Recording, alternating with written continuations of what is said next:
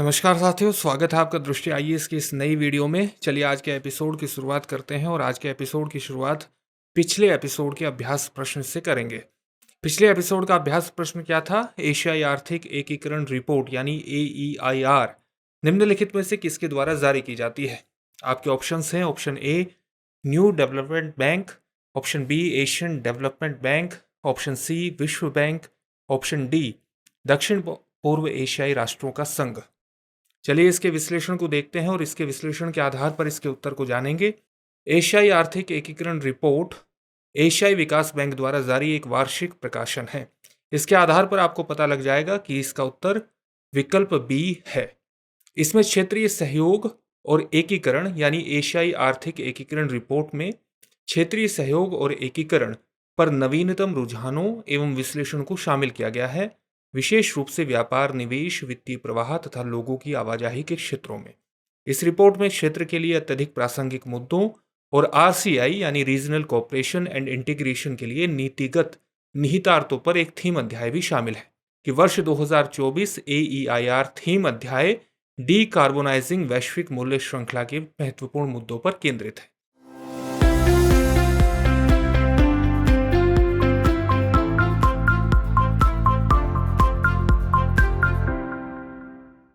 चलिए आज के एपिसोड की शुरुआत करते हैं पहले प्रश्न से।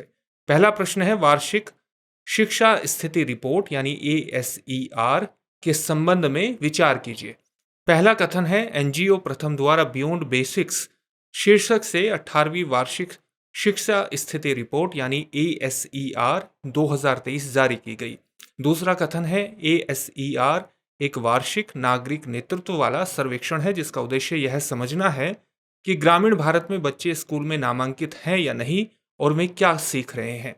आपका तीसरा कथन है ASER का आयोजन 2005 से हर साल भारत के सभी जिलों में किया जाता है। उपर्युक्त में से कौन सा या कौन से कथन सही है या है? आपके ऑप्शंस हैं ऑप्शन ए केवल 1 और 2, ऑप्शन बी केवल 2, ऑप्शन सी केवल 3 और ऑप्शन डी 1, 2 और 3 यानी सभी।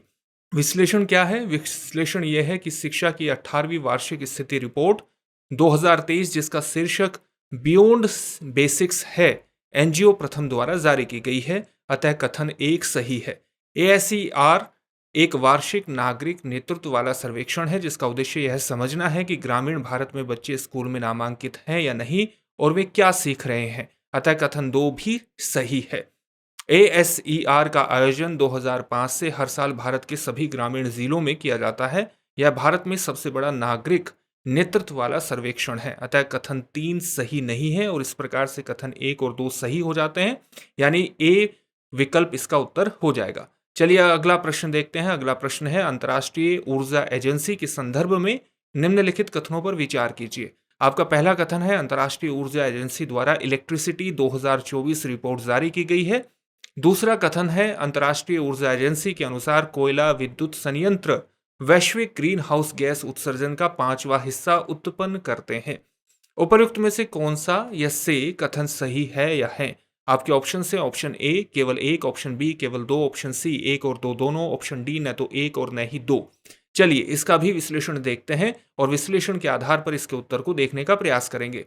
अंतर्राष्ट्रीय ऊर्जा एजेंसी के बारे में सामान्य तथ्य ये है कि अंतर्राष्ट्रीय ऊर्जा एजेंसी ने अपनी रिपोर्ट इलेक्ट्रिसिटी 2024 के साथ भारत के ऊर्जा भविष्य में प्रमुख अंतर्दृष्टि का खुलासा किया है, अतः कथन 1 सही है। वर्ष 2070 तक भारत के शुद्ध शून्य लक्ष्य के बावजूद कोयले का प्रभुत्व होने की उम्मीद है जो 68% मांग को पूरा करेगा। अंतर्राष्ट्रीय ऊर्जा एजेंसी के अनुसार कोयला विद्युत संयंत्र वैश्विक ग्रीन हाउस गैस उत्सर्जन का 5वां हिस्सा उत्पन्न करते हैं जो किसी भी अन्य एकल स्रोत से अधिक है, अतः कथन 2 सही है। इस प्रकार से इसमें ऑप्शन सी सही उत्तर हो जाएगा, यानी 1 और 2 दोनों कथन इसमें सही हो जाएंगे। आज का अगला प्रश्न है भारतीय इतिहास के संदर्भ में डॉक्टर भीमराव अंबेडकर निम्नलिखित में से किससे संबंधित थे? 1 भारतीय किसान एवं श्रमिक पार्टी, 2 अखिल भारतीय अनुसूचित जाति महासंघ, 3 स्वतंत्र लेबर पार्टी, 4 महाड़ सत्याग्रह। नीचे दिए गए कोड का प्रयोग करके सही उत्तर चुनिए। ऑप्शन ए केवल 1 और 2, ऑप्शन बी केवल 2 और 3, ऑप्शन सी 1, 2 और 3, ऑप्शन डी केवल 2, 3 और 4। चलिए इसके भी उत्तर को जानने का प्रयास करते हैं और उत्तर को जानने के लिए इसका विश्लेषण देखते हैं। विश्लेषण यह है कि भारतीय किसान और श्रमिक पार्टी का गठन वर्ष 1947 में पुणे के केशवराव जेधे, शंकरराव मोरे एवं अन्य लोगों द्वारा किया गया था, अतः कथन एक सही नहीं है। अखिल भारतीय अनुसूचित जाति संघ की स्थापना वर्ष 1942 में डॉक्टर भीमराव अंबेडकर द्वारा की गई थी और इस पार्टी ने वर्ष 1946 में आम चुनाव में भाग लिया था, अतः कथन दो सही है। वर्ष 1936 में डॉक्टर भीमराव अंबेडकर द्वारा स्वतंत्र लेबर पार्टी का गठन किया गया, जिसने बॉम्बे के प्रांतीय चुनाव में भाग लिया, अतः कथन 3 भी सही हो जाएगा। डॉक्टर भीमराव अंबेडकर ने मार्च 1927 में महाड़ सत्याग्रह का नेतृत्व किया था, अतः कथन 4 सही है और इस प्रकार से इसमें विकल्प डी यानी केवल 2, 3 और 4 सही विकल्प हो जाएगा। चलिए आज का अगला प्रश्न देखते हैं। आज का अगला प्रश्न है, कदन्न के संबंध में निम्नलिखित कथनों पर विचार कीजिए। आपका पहला कथन है, कदन्न एक सामूहिक शब्द है जो कई छोटे बीज वाली घासों को संदर्भित करता है जिनकी खेती वार्षिक तौर पर अनाज फसलों के रूप में की जाती है। दूसरा कथन है, भारत विश्व में कदन्न का सबसे बड़ा उत्पादक है। तीसरा कथन है, केंद्र सरकार कदन्न को बढ़ावा देने वाली उचित मूल्य की दुकानों को पोषण केंद्र में बदलने की योजना बना रही है। उपरोक्त में से कौन सा या से कथन सही है या है? आपके ऑप्शन है, ऑप्शन ए केवल 1 और 2, ऑप्शन बी केवल 2, ऑप्शन सी केवल 1 और 3, ऑप्शन डी 1, 2 और 3 यानी उपर्युक्त सभी। चलिए इसका विश्लेषण देखते हैं और विश्लेषण के आधार पर इसके उत्तर को जानेंगे। यह एक सामूहिक शब्द है जो कई छोटी बीज वाली घासों को संदर्भित करता है, यानी कदन्न जो है वो एक सामूहिक शब्द को संदर्भित करता है जिनकी खेती वार्षिक तौर पर मुख्य रूप से समशीतोष्ण, उपोष्ण कटिबंधीय और उष्ण कटिबंधीय क्षेत्रों में, शुष्क क्षेत्रों में सीमांत भूमि पर अनाज फसलों के रूप में की जाती है, अतः कथन एक सही है। भारत विश्व में कदन्न का सबसे बड़ा उत्पादक है। यह वैश्विक उत्पादन का 20% और एशिया के उत्पादन का 80% हिस्सा है, अतः कथन 2 भी सही है। केंद्र सरकार कदन्न को बढ़ावा देने के लिए उचित मूल्य की दुकानों को पोषण केंद्र में बदलने की योजना बना रही है और इस प्रकार से आप देख सकते हैं कि उचित मूल्य दुकान एजेंट निजी तौर पर कदन्न और उनके डेरिवेटिव की खरीद करेंगे तथा उन्हें अपने आउटलेट के माध्यम से वितरित करेंगे। इस प्रकार से कथन 3 सही हो जाता है, यानी इसमें उपर्युक्त सभी कथन सही होंगे और ऑप्शन डी इसमें सही हो जाएगा। चलिए आज का अगला प्रश्न देखते हैं। आज का आपका अगला प्रश्न है, निम्नलिखित कथनों पर विचार कीजिए।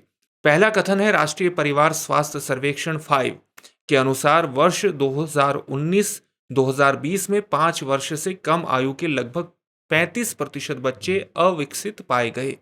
दूसरा कथन है, वर्ष 2023 ग्लोबल हंगर इंडेक्स में भारत 125 देशों में से 105वें स्थान पर है। उपर्युक्त में से कौन सा या से कथन सही है या है?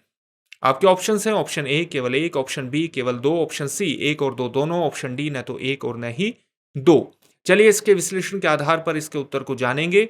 जहां तक बात है फूड सिस्टम ट्रांसफॉर्मेशन की, तो भारत में राष्ट्रीय परिवार स्वास्थ्य सर्वेक्षण 5 के अनुसार वर्ष 2019-2020 में 5 वर्ष से कम आयु के 32.1% बच्चे कम वजन के पाए गए, 19.3% बच्चे कमजोर पाए गए और 35.5% बच्चे अविकसित पाए गए, अतः कथन 1 सही है।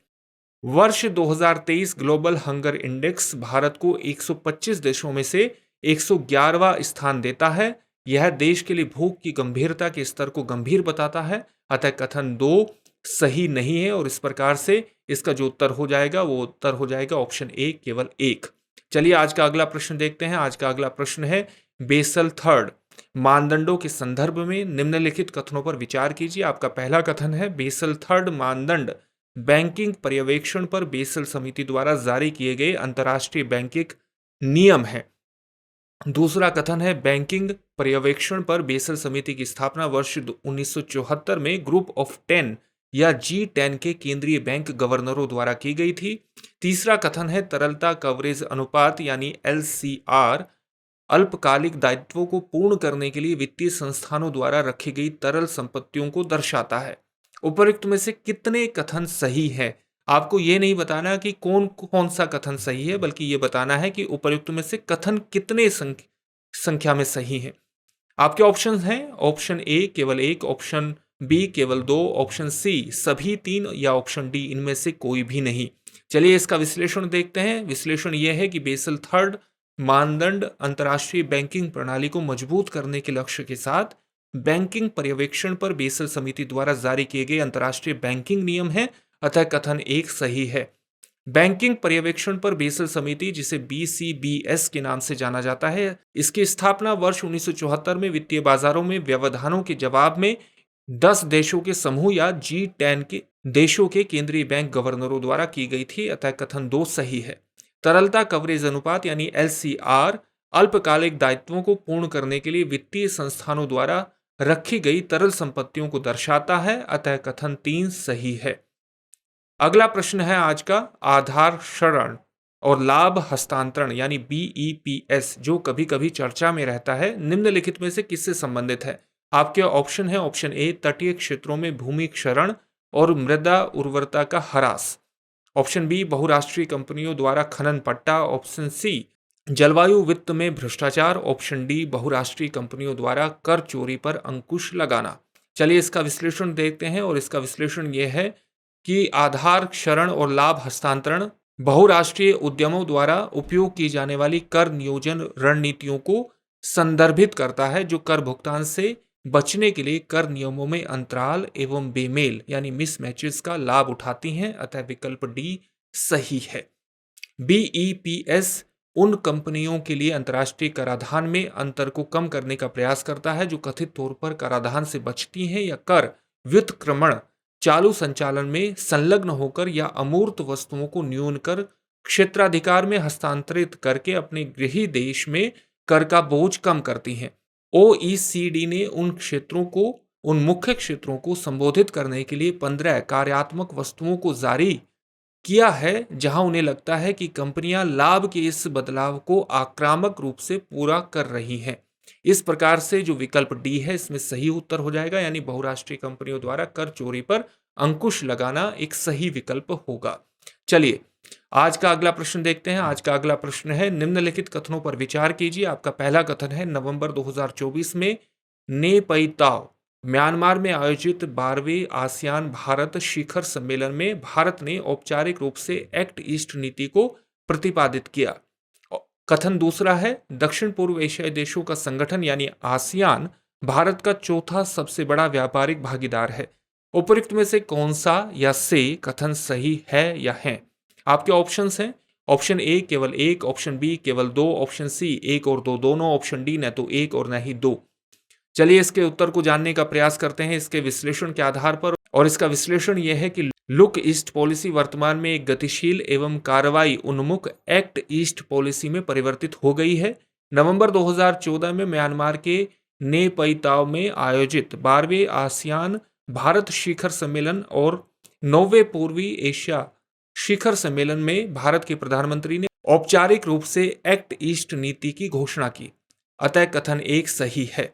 भारत आसियान व्यापार एवं निवेश संबंध लगातार मजबूत हो रहे हैं।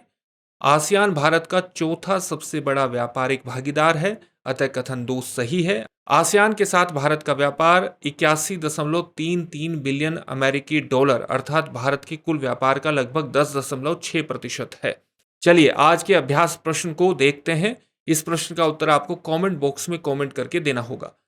कभी कभी समाचारों में देखे जाने वाला क्षेत्र कोला प्रायद्वीप स्थित है। आपके ऑप्शंस हैं option A Ukraine, option B रूस, option C Bharat, option D मिस्र। इस प्रश्न का उत्तर आपको हमें कमेंट बॉक्स में कमेंट करके जरूर बताना है। फिर से एक नए एपिसोड में आपसे मुलाकात होगी। धन्यवाद। डियर व्यूअर्स, अपने एग्जाम की तैयारी को और बेहतर करने के लिए हमारे चैनल को लाइक, शेयर और सब्सक्राइब करना न भूलें।